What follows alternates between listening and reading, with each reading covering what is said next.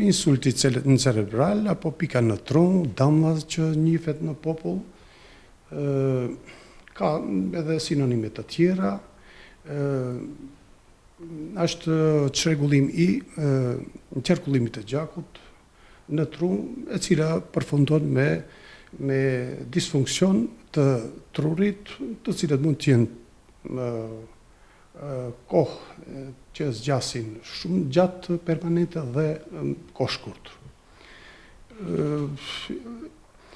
Insulti cerebral ka dy forma klinike, për të cilave mund të jetë iskemik dhe hemorragjik. Përveç kësaj kemi një ndarje kliniko-dinamike, e cila mund të jetë varësisht prekos, si tia, tranzitor iskemik ataka, mandej rrind apo deficiti reversibil neurologjik, insulti në zhvillim dhe insulti komplet. Këto ishin ndarjet se përket definicionit dhe çka është insulti cerebral apo damla apo pika në tru.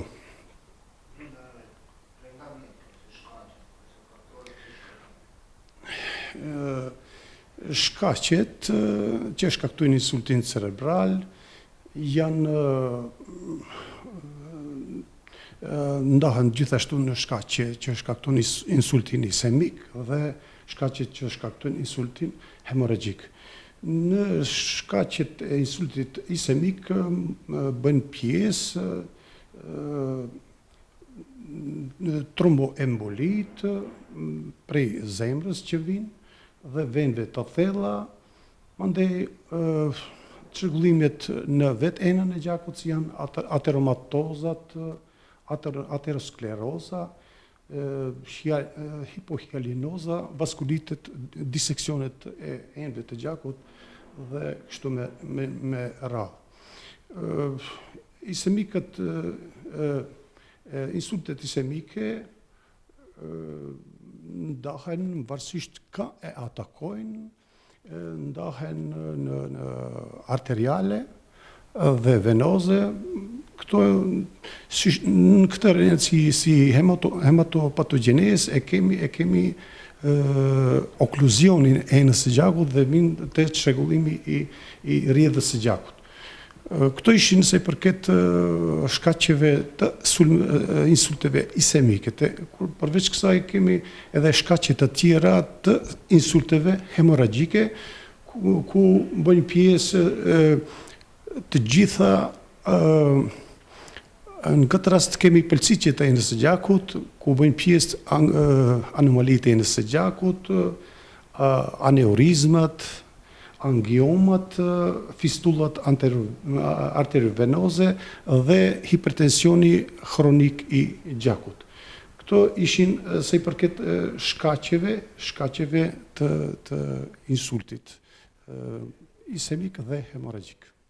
Përveç këtyre faktorëve, ato janë faktorët e rrezikut, të cilët luajnë rol me rëndësi në patogenezën e insultit cerebral, ku janë mos aktiviteti fizik, pirja e duhanit, çrregullimet e ritmit të zemrës, shumë faktor, rritja e yndyrnave në gjak, të gjitha këto faktor janë faktor të rrezikut që sjellin deri ke insulti iskemik. Hipertensioni është njëri prej atyre që sjell insultin. Diagnostifikimi i insultit iskemik apo hemorragjik bëhet me disa mënyra, pikëparë duke filluar prej anamnezës, historisë së smundjes. Përveç kësaj kemi statusin somatik apo të trupit internistik, përveç kësaj kemi dhe statusin neurologjik. Gjatë statusin neurologjik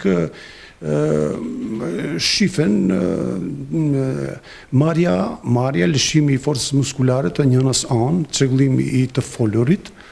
Përveç kësaj kemi humbja e forcës muskulare, devimi i syve të pacientit në fokus. Këto janë kryesisht shenjat klinike të cilat në bazë të cilave neve diagnostifikojmë. Përveç që diagnostifikojmë në bazë të anamnezës, shenjave klinike prezente, diagnostifikohet edhe me anë të kompjuter tomografisë, e cila është njëri prej faktorëve, njëri prej metodave që neve na ndihmon shumë për diagnostifikim. Pikëpari përjashtojmë insultin ischemik prej asaj prej hemoragjik. Përveç kësaj kemi edhe magnet rezonansën, kemi laboratorin, lodishin, screening hemostazën, përkoagulopatin, të cilët të gjithë na ndihmojnë për diagnostifikimin e saktë të këtij insulti cerebral. Sa i përket shërimit, shërimi i insultit akut cerebral bëhet, kemi tre mënyra, forma të shërimit. Njëra është terapia e përgjithshme apo simptomatike. Pas asaj në dy kemi terapin specifike drejtuar KAHCAK-u, patogenetik, dhe në tre kemi shërim komplikacionet e insultit cerebral, të cilët komplikacione mund të jenë të hershme dhe të vona. Sa i përket shërimit të përgjithshëm, këtu numërojmë disa faktorë. Njëherë sigurojmë oksigjenimin e pacientit. Mandej kontrollojmë hipertensionin e gjakut, e rregullojmë nëse ka hipo apo hipertension. Shërojmë smundjet e zemrës, aritmit, normalment ndihmën e kardiologëve. Rregullojmë hipoglykemin, hiperglykemin, që janë faktor shumë me rëndësi për me shpëtu pacientin. Ruajmë baraspeshën hidroelektrolitëve.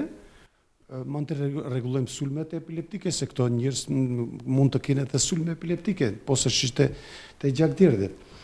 Rregullojmë temperaturën e pacientit, prezenca e trombozës së thellë, tromboembolive të venëve të thella apo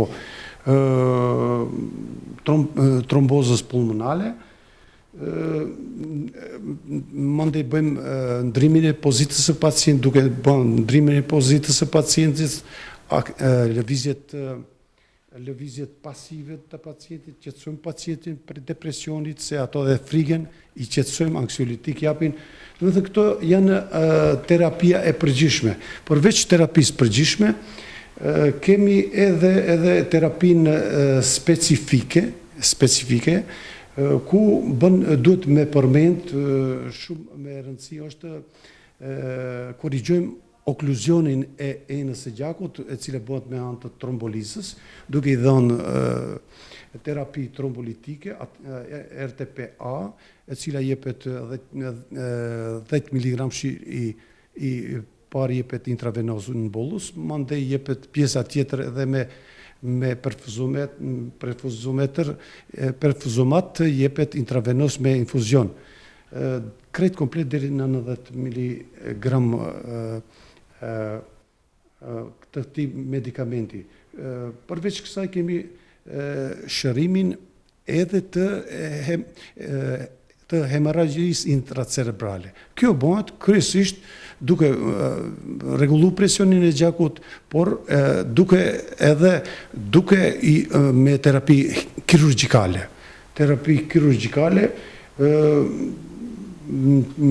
posaçërisht aneurizma nëse ka pëlqit, apo angiomat, malformimet e enëve të gjakut.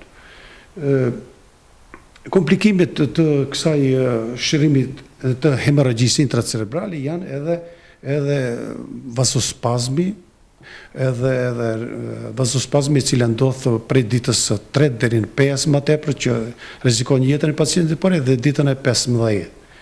Terapi tjetër që është me rëndësi që shpëton jetën e pacientit është edhe shërimi i edemës cerebrale ose ta ajitmes së trurit, e cila në mënyrë infauste mund ta marrë pacientin, cila bëhet me këtu dhe natë për momentin e japim antiedematos manitollin, dhe në këtë mënyrë bëhet shërimi i insultit isemik edhe hemoragjik.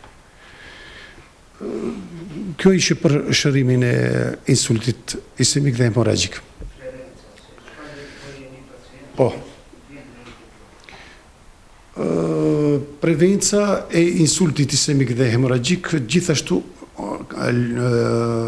luan një rol shumë me rëndësi dhe duhen populatat të informohet për mënyrën se si ta prevenojmë këtë smundje kaq të rrezikshme që na jep një invaliditet pa edhe vdekshmëri të madhe, po sa shish invaliditetin edhe ngarkon entet sociale. Prej prevencës gjithashtu prevenca ndahet në prevencë primare apo asimptomatike, kur s'ka simptome hiç, duhet që pacienti të marrë një herë aktivitete, të largohet duhani, do të thënë rizikofaktorët ti largojmë, rizikofaktorët që përmena pak më përpara, të rregullon ritmi i zemrës, miokardiopati që janë, edhe përveç kësaj kemi edhe prevencën specifike medikamentoze, që nënkupton marrja antiagregantëve, siç janë aspirina, klopidogreli, mandej statinet që numërohen atorisi edhe këtu për rregullimin e lipideve apo yndyrnave në gjak. Këto janë këtu në llogaritën, domethënë prevenca e insultit isemik. Kemi edhe prevencën e insultit hemoragjik. Prevenca e këtyre e insultit hemoragjik gjithashtu bëhet është specifike dhe jo specifike, por posaçërisht duhet llogarit paraprakisht të rregullohen me intervenime kirurgjikale, aneurizmat të enëve të gjakut, që nënkupton fryrje e enës së gjakut, e cila dikur mandej polset dhe vinte gjakderdhja qoftë intracerebrale apo supraendale, mandej angiomat, malformimet e enëve të gjakut, angiomat, fistullat arterivenoze, këto paraprakisht prej hirurgëve, posaçërisht neurohirurgëve, mund të i mbyllin, bëjnë ligatur me klipsat të ndryshme këto qafat e aneurizmave. Kjo është sa i përket prevencës së insultit cerebral hemoragjik. Kryesisht insultet cerebrale janë posaçërisht ato isemike, janë në moshën madhore, posaçërisht 50 vjet e lartë, insultet isemike, por insultet hemoragjike mund të atakojnë edhe moshat më të reja, posaçërisht të rrit dhe të rejat, të cilat marrin një faktor rreziku, naprimer, posaçërisht këto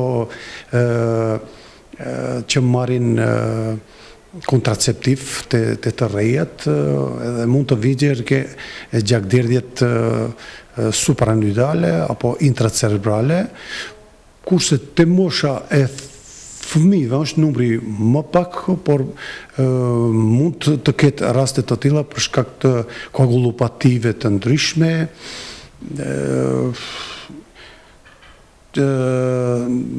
edhe smundjeve trashëgjuese të gjakut mund të sillin çrregullojnë koagulopatinë dhe vinë gjerke gjakderdet posaçërisht të moshës fëmijërore. Krahasim prej përvojës flasin krahasim me më parë ishte një numër më i theksuar i insulteve cerebrale apo pikës në trum. Kohën e fundit frekuentojnë një numër më pak i frekuentuar në krahasim me përpara, por vazhdon tash o nuk i sjellin në spitalin ton, kryesisht shkojnë në për spitalet private apo në qendra më të ndal, në qendrën klinike në Shkup. Është numri pak më i reduktuar, por ekziston përsëri prezenca ekziston e insulteve isemike, por edhe hemorragjike. Gjë që këto insultet hemorragjike, posaçërisht hemorragjia suprarenale, shërohet më tepër prej neurohirurgëve. Ekziston në krahasim me përpara prej përvojës flas, nuk shoh prezencë o i majnë në për shtëpia në atë mënyrë, ose në më thonë është reduktu numri i pacientëve. Janë kushtet, ne filluam edhe pak më parë edhe me trombolizën, njëra prej metodave, edhe pse është thik me diteja, kërkon angazhim të jenë aktiv dhe në gjendje në atë kohën, koha është arë, 3 orësh duhet të bëhen të gjithë screeningi i NR-ja dhe screeningi hemostaza, kompjuteri, për me duhet me i pa indikacionet dhe kontraindikacionet për me apliku këtë trombolitik, nuk është ashtë thjesht se jep gjakderdhje sekundare, më parë në botë edhe pak kanë qenë të dyshim në disa shtete për aplikimin e kësaj metode, por në kohën e fundit aplikohet si metodë për zvoglimin e invaliditetit, është metodë edhe e suksesshme. Trombolis, tash gjithashtu do të jemi në lëvizje për të vazhduar, për të vazhdoje kjo qendra për trombolis që e kemi natë. Më thonë kushtet e repartin internistike dhe repartet kirurgjikale, vazhdojmë me punën, mendoj se njerëzit janë të kënaqur në këtë drejtim.